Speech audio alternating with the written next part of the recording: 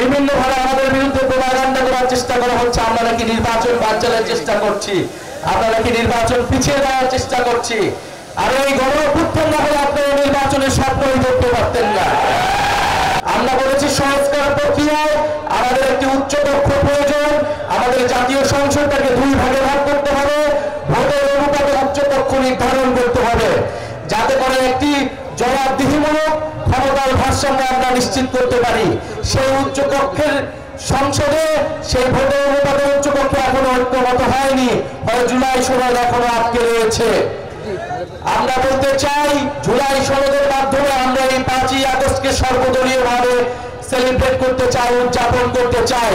তাই যারা নিজেদের দলীয় স্বার্থ এখনো এই জুলাই সনদে ঐক্যমত হয়নি, তাদের প্রতি আমাদের সাদর আহ্বান থাকবে, জনগণের স্বার্থে, দেশের স্বার্থে আপনারা ঐক্যমত পোষণ করুন।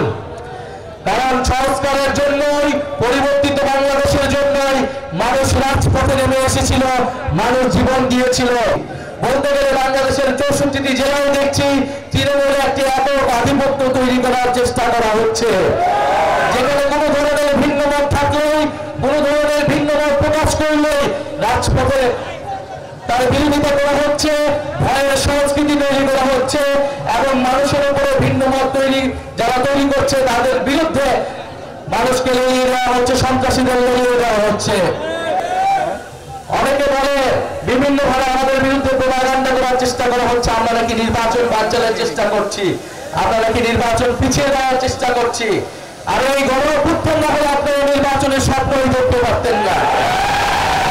এই গণঅভ্যুত্থান না হলে, যদি গোটা সংস্কার আন্দোলন থেকে আমরা এটাকে গণঅভ্যুত্থানের দিকে না নিয়ে যেতাম, সরকার পতনের দিকে না নিয়ে যেতাম, তাহলে এই শেখ হাসিনা সরকারের অধীনে আপনারা 4 বছর অপেক্ষা করতে।